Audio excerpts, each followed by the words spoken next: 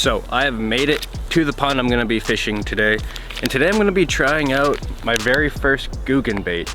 I bought the bandito bug about a week ago, and I was like, what the heck, I'll try it out. I've never bought Googan baits before. I might as well try it out, see what all the hype's about. And I've never used Googan baits before, and to be honest with you, Bass Pro didn't really have a huge selection of their baits.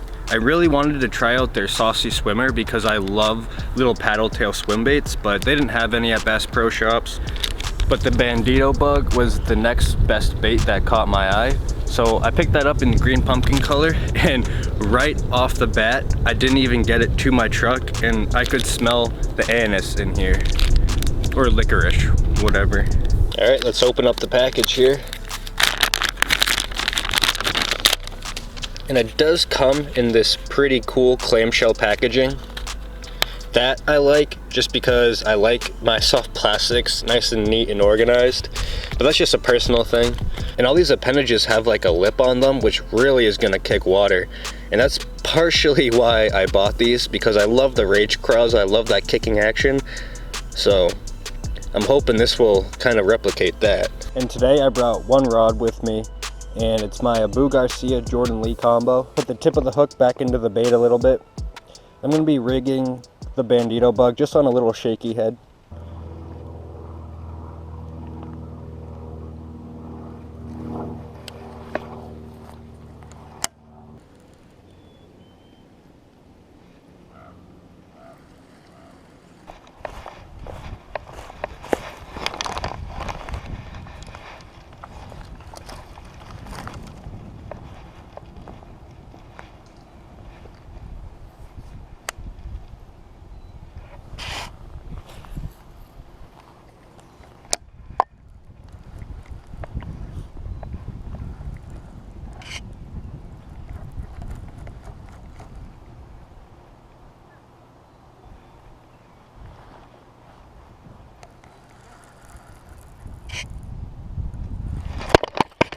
There we go, there's one.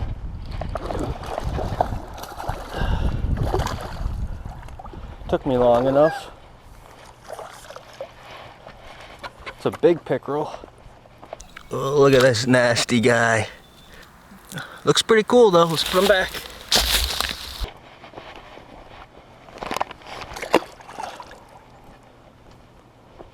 Alright, so that was fish number 1 on the bandito bug.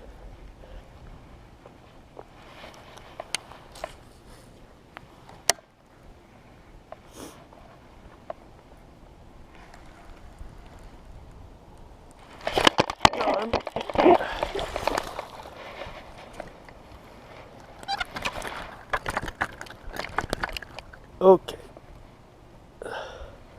This fish is a lot colder than that other one. But again, just a little pickerel. There's a lot of chain pickerel in here.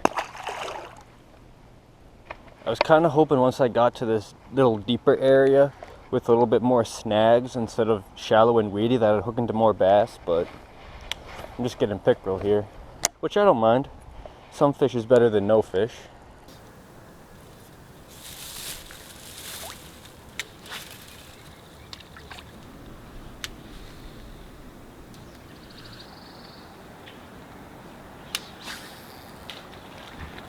So I just got done fishing the back half of this pond, and I only have those 2 pickerel to show for it. I did have a third one bite, but I missed it unfortunately. But now I'm headed to the better half of the pond. It's deeper here, it's less weedy, and this is where I catch all my bass at this pond, so I'm hoping to hook into a couple bass at least.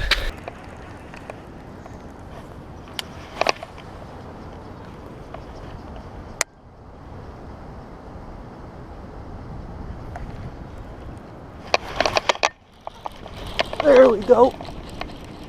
That's a bass. There we go, on the lunker log, finally. He hit this thing twice before I finally was able to hook him. Get up here. There we go.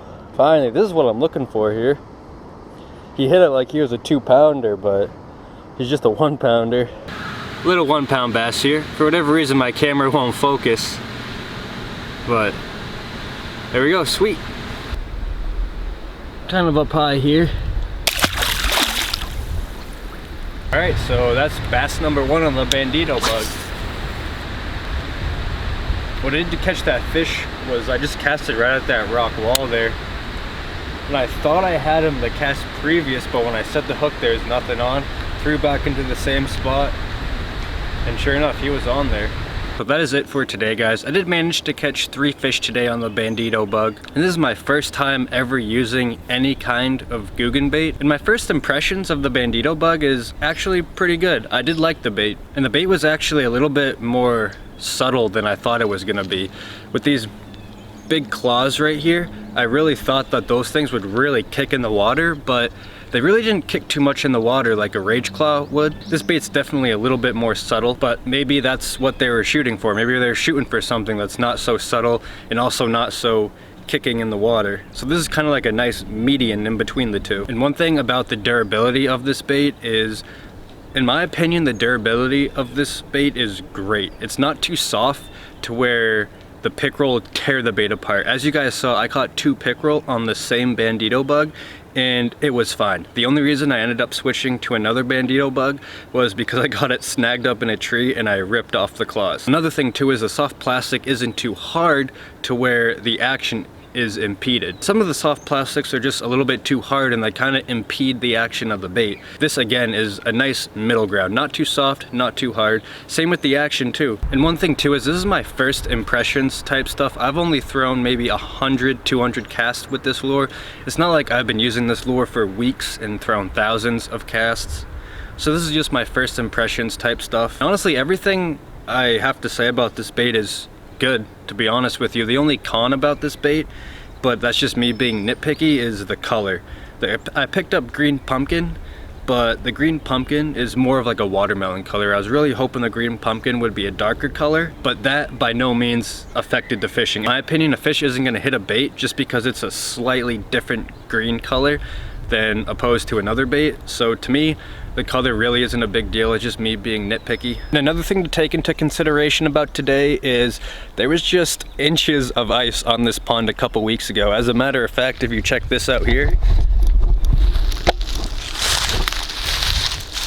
there's still snow piles where I live. So that also affected the fishing today too. If it was like 55, 65 degree water, I'm sure I could have caught more fish. So this bait too kind of got me out of my comfort zone a little bit. I've never really thrown those kind of lures before, and the action on it was pretty good. But anyway, thank you guys so much for watching. I really do appreciate it. Peace.